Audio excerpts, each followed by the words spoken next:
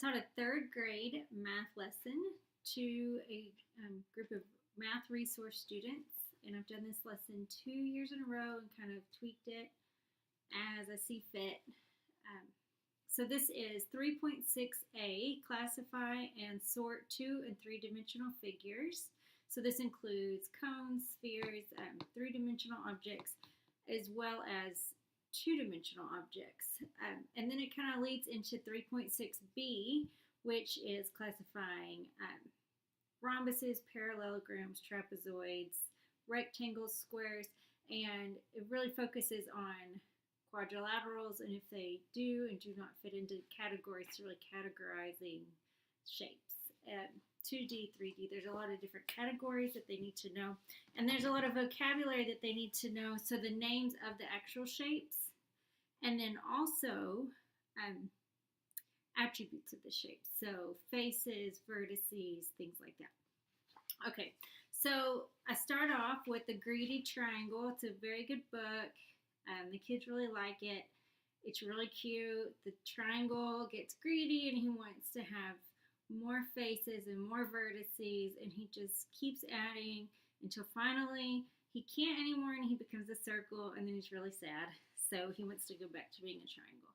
So as we read the book, I have the students go through and fill out a graphic organizer and show like how many faces he had, how many sides he had, how many vertices he had. And this is a really good just initial opening thing to see, do they know what sides are, do they know what vertices are, and kind of get an idea of who has a little vocabulary and who needs more help on vocabulary. So that's a good intro. And then from there we kind of go into the geoboards, and really go over the rules of the geoboards, show them how I make the shapes with the rubber bands. It's a good kinesthetic learning tool.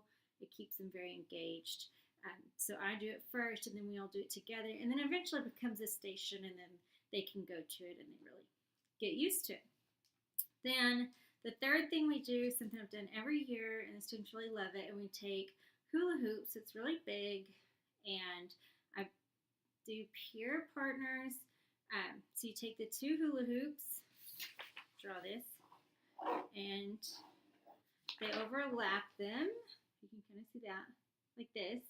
And then they kind of label, and they decide how they want to classify their shapes. So I give them a lot of different shapes. They do not have to use every shape, but they come up with what they want their categories to be.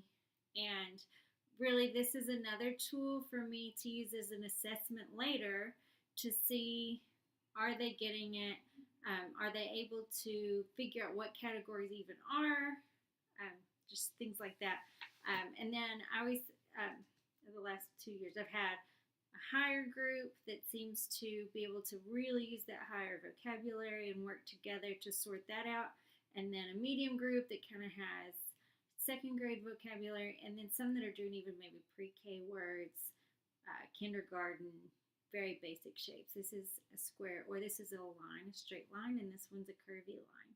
So they may even not have the vocabulary of what a circle is and what a rectangle is. So really have to kind of see there, and then we build on that. So I just, as my assessment, I typically use just observation notes, and I just kind of keep a clipboard and scribble down, okay, this student needs help with this, and this one needs help with this.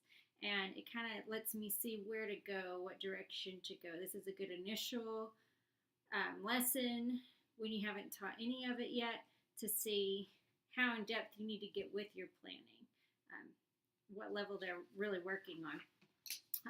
Lastly, we do thinking maps just in the end. They can kind of justify their thinking and really show me how they came up with their categories, and like maybe even what they would do in the future if they got to do the activity again. So something I might do differently is to come up with the labels ahead of time, just for time management. But it's really also very good to see what they come up with their own.